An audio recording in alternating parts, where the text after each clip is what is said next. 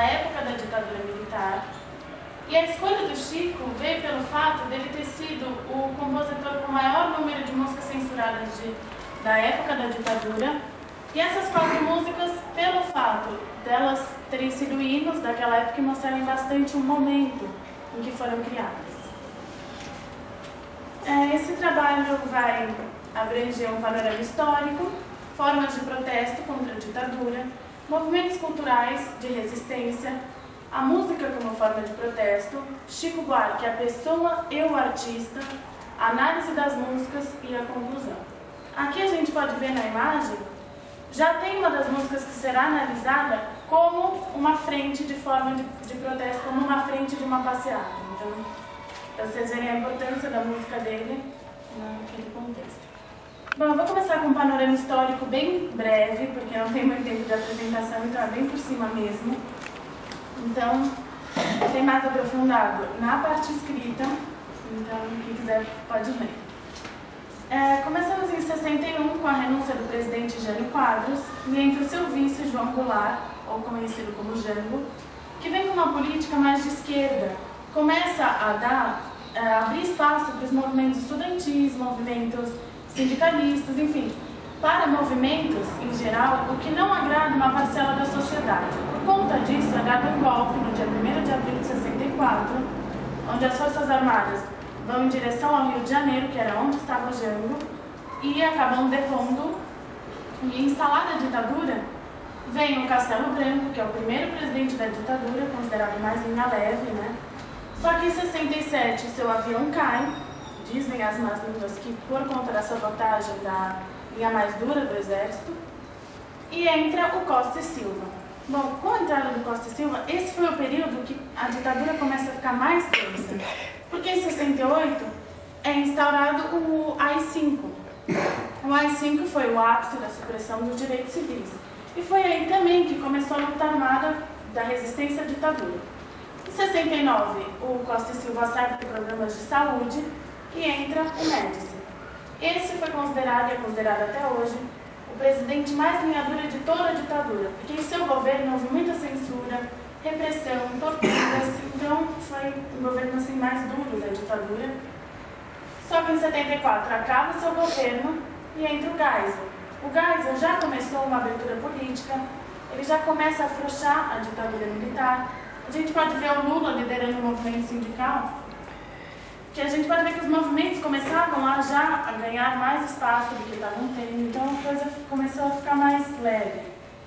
Só que quem concretiza o fim da ditadura é o João Batista Figueiredo, que governa até 85, quando tiveram as diretas já, que foi um movimento pedindo por eleições diretas, que o Chico participou, a gente pode ver na foto. Só que a gente só vai vir a ter eleições diretas em 1990. Uma coisa que marcou bastante a ditadura foi esse confronto entre a resistência à ditadura e os militares. Essa resistência tinha algumas formas de protesto, como pichações, passeatas, tinha a guerrilha armada, né, que o sequestro de embaixadores para trocar por presos políticos, tinham assaltos a bancos ou outros lugares para poder financiar mesmo essa guerrilha. E os artistas também faziam o seu protesto. A gente tem algumas passeatas de artistas que tem Gilberto Gil, Caetano Veloso, Chico, o próprio Chico. Algumas atrizes como a Eva Vilma, a Tônia Carreiro, a Cacilda Becker. Então os artistas tinham suas passeatas. Mas, de um modo geral, como eles mais atuavam nessa militância contra a ditadura, era através de suas obras. A gente tem alguns exemplos, como Geraldo Vandré, autor da composição Para Não Dizer Que Não Falei das Flores, que foi um hino, né, da resistência. O Show Opinião, com a Nara Leão e Zé Quete. Sérgio Ricardo, movimento tropicalista com a frente de Caetano Veloso e Gilberto Gil, que esses foram muito perseguidos pela ditadura, inclusive foram exilados, já foram presos. E aqui a gente tem o Calabar, que é um disco do Chico com total conotação política, que foi censurado, muito censurado, e depois só pode ser lançado novamente, porque antes já tinha sido lançado e foi recolhido, com o nome Chico Canta. Então, Francisco Buarque de Holanda nasce no dia 19 de junho de 44, no Rio de Janeiro, em uma família intelectual, que fez uma ministra da Cultura, alguns artistas como o próprio Chico, a Miúcha, uma família de classe média alta, com um pai sociólogo, e não só sociólogo. O renomado Sérgio Buarque de Holanda foi também um dos maiores pensadores do Brasil, da história do país. Então, era uma pessoa bem importante, bem intelectual, vamos dizer. O Chico morou em alguns lugares como São Paulo, Roma, Rio de Janeiro, o que deu a ele uma grande bagagem cultural.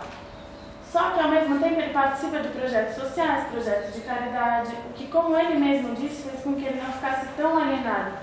Até por conta dele ser de uma classe média alta, né? Ele começa a fazer sucesso desde mocinho, com o lançamento da canção A Banda. Ali tem ele e Nara Leão cantando a banda em um festival. E desde então não parou. Sua produção musical e literária, as duas são bem vastas. Na ditadura ele atua bastante através de suas canções políticas, né, no caso.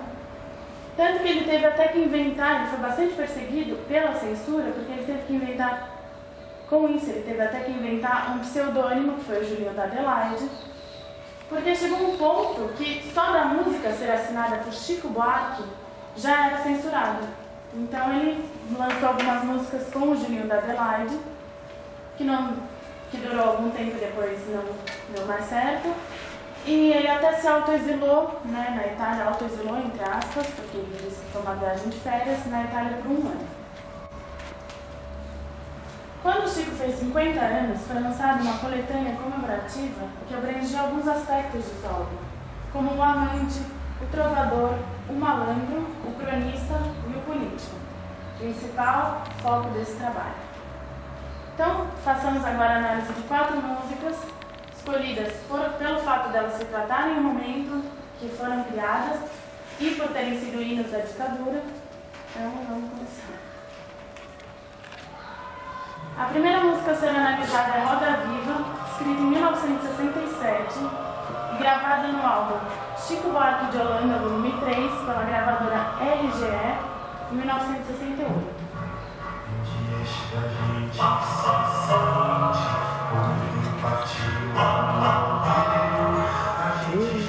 Um aspecto muito interessante dessa música é a ambiguidade que ela possui. Aos ouvidos menos atentos, ela parece se tratar de um cotidiano, como a gente pode ver na primeira parte, que diz: tem dias que a gente se sente como quem partiu ou morreu. A gente estancou de repente ou foi o mundo então que cresceu. Mas se melhor analisada, ela fala sim do cotidiano. Só que é um cotidiano sob os olhos da ditadura, sob os olhos do sistema principalmente. A gente pode ver pela parte: a gente quer ter voz ativa no nosso destino mandar, mas eis que chega a roda viva e carrega o destino para lá. A roda viva é a personificação dessa ditadura, desse sistema, que você tenta ser o protagonista da sua vida, mas você acaba virando figurante por conta dessa roda viva, acabar mandando, entre aspas, na sua vida. Outro aspecto muito interessante a gente pode perceber a partir do refrão, que diz: roda mundo, roda gigante, roda moinho, roda peão. O tempo rodou num instante nas voltas do meu coração. Essa combinação de letra e melodia que ele faz, a repetição da palavra roda, te dá essa sensação de rodando e vai passando e a vida está caminhando, é uma coisa arrastada. Então ela já te proporciona essa sensação com a melodia, né? Outra coisa que ele faz, outra personificação, é no trecho: faz tempo que a gente cultiva a mais linda roseira que há, mas eis que chega a roda viva e carrega a roseira para lá. A roseira é a personificação da esperança do eu lírico e do povo de sair dessa roda viva que ele está tendo, dessa coisa de rodando a sua vida, você não ser protagonista da sua vida, mas vem de novo essa roda viva, carrega a roseira, a sua esperança para lá. E já no final ele faz uma crítica ao fato de que os artistas não estavam podendo fazer sua arte sem antes passar pela censura. E os artistas, de um modo geral, quando eles têm a alma grande, vamos dizer, quando eles querem mostrar alguma coisa, eles querem mostrar. Então, não gostam de serem cortados, né? Que a gente vê pela parte: não posso fazer serenata, a roda de samba acabou. A gente toma iniciativa, viola na rua cantar, mas eis que chega a roda viva e carrega a viola para lá. Então, é uma crítica a isso, ao fato de que nem a arte mais estava escapando dessa censura e desse sistema e dessa roda viva. Nem a arte estava saindo impune disso. Então, ele faz uma crítica nesse trecho sobre isso.